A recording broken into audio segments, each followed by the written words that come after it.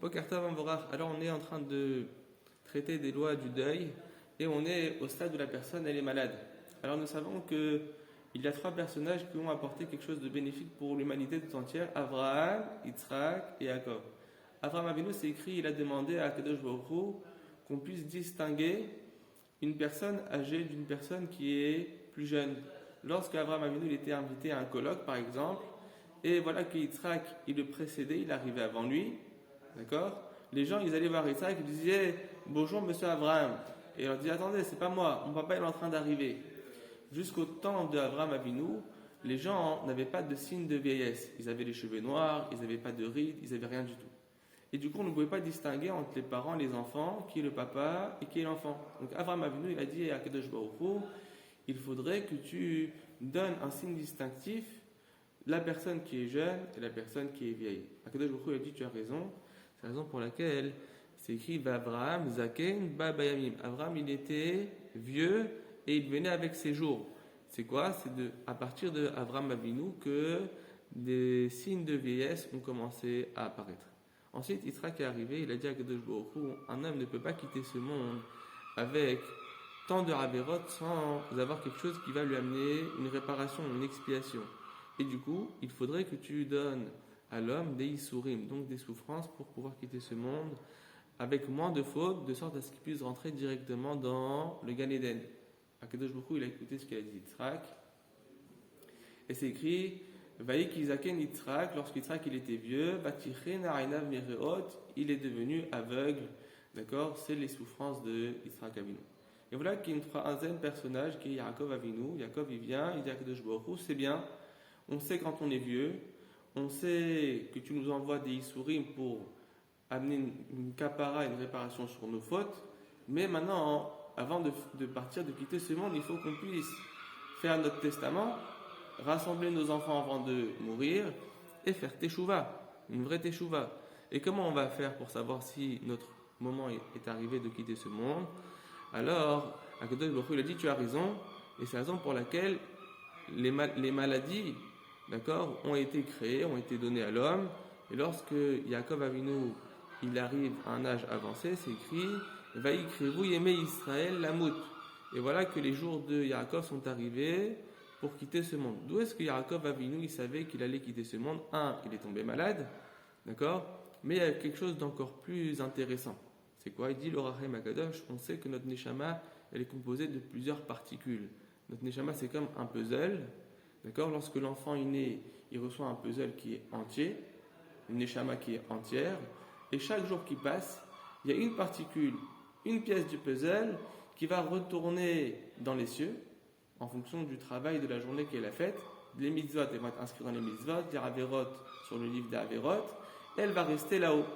Donc plus le temps il avance, plus l'homme il se retrouve avec une neshama dont les particules de cette neshama elles sont manquantes, elles sont de moins en moins nombreuses, d'accord? C'est la raison pour laquelle lorsqu'une personne elle s'approche de la fin de sa vie, qu'est-ce qui se passe? Elle perd de sa force, de sa vitalité, elle tombe malade. Donc bientôt, ça y est, toutes ces particules de Neshama elles sont retournées chez Akadosh Baruch Hu, et il lui reste quelques particules encore en lui.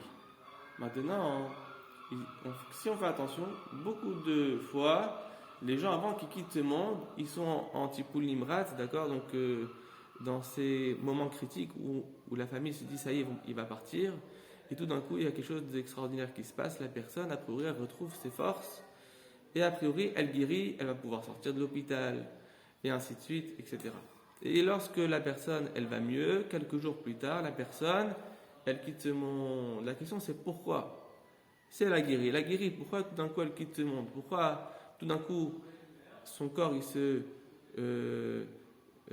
renforce pour après quitter ce monde? Alors il dit le Rachaim justement va écrire vous Yemé Israël Lamout, il était malade, Yaakov Avinu, et il a senti que toutes les particules de Neshama qui étaient dans les cieux ils sont revenus en lui, ce qui lui a donné une source de vie plus grande, et là il a su que sa Neshama allait bientôt retourner à Kadosh Baruch Hu de façon entière, c'est-à-dire l'homme il vient avec une Neshama entière. Lorsqu'il va quitter ce monde, Akadosh Baruch Hu, il lui rend toutes ces particules de Neshama, de sorte à ce qu'il puisse rendre ce picadon, ce gage, de la même manière qu'il l'a reçue entière. Donc lorsque la personne elle sent qu'elle retrouve ses forces, ça veut dire qu'elle va bientôt quitter ce monde. Et qu'est-ce qu'il faut faire? Il faut lui faire teshuva. Alors quand on va lui faire teshuva, il faut savoir que on ne va pas aller voir la personne malade et lui dire, tu sais, il faut que tu fasses teshuva, tu vas bientôt partir. Pourquoi? Parce que dans ce cas-là, la personne va être tellement terrifiée, elle va tellement avoir peur que c'est possible qu'elle va quitter ce monde sans faire teshuva. En tout cas, dans la Gemara, le Shulchan Aruch, c'est écrit que lorsqu'on va aller voir cette personne, on ne va pas lui dire de faire teshuva. En omrim lo bifnei am haaretz. On ne va pas lui dire de faire teshuva devant une personne qui est ignorante. V'lo bifnei nashim, et pas devant des femmes. V'lo bifnei ktanim, et pas devant des enfants. Shema yivku veishberu libo, de peur qu'ils vont pleurer et qu'ils vont casser son cœur. C'est-à-dire, si on va voir maintenant la personne qui est bientôt en train de partir, on va dire, il faut que tu fasses tes chouvas sur les fautes que tu as faites ici-bas avant de retrouver Akadosh Baruch Hu là-haut. Les gens qui sont autour, ils vont commencer à pleurer, ils vont être touchés émotionnellement. Et qu'est-ce qui va se passer? La personne qui est malade, elle aussi, elle va être touchée, son cœur va être touché, elle peut partir avant de faire tes chouvas, etc. Donc quand on va aller le voir, il y a une personne qui va être désignée pour aller voir cette personne en tête à tête et lui proposer de faire teshuva. Maintenant, comment on va lui proposer de faire teshuva? Alors, c'est écrit comme ça. On va le voir, on lui dit comme ça. Arbe idvadu velometu. Il y a beaucoup de gens qui ont fait la teshuva avant de quitter ce monde, c'est-à-dire cette teshuva, et ils ne sont pas morts. Ou bisrar shatam idvade, par la récompense que toi aujourd'hui tu fais ta dernière prière à Kadosh Baruch Hu, tu reconnais tes fautes, à ta chai, tu vas vivre, et chaque personne qui se repentit avant de mourir, yesh lo chelek le'olam haba, il a une part dans le monde futur. Donc on va le rassurer, sache que tu peux mériter la guérison complète grâce à cette teshuva que tu vas faire maintenant, en t'imaginant que tu peux éventuellement partir, et dans tous les cas, que tu quittes ce monde ou que tu aies une réfoua chez les mains, ça va te donner une part dans le monde futur. D'accord? Et si la personne, elle peut se repentir, alors il faut qu'elle le fasse avec sa bouche. Il faut qu'elle dise, je me repentis. Et si jamais elle ne peut pas, il faut qu'elle le fasse avec son cœur. Maintenant, qu'est-ce qu'elle va dire dans cette teshuva? C'est quoi son vidouille? D'accord? Alors, le vidouille, il est comme ça. Modéani, lefanecha Hashem Elokai, Velokai Avotai.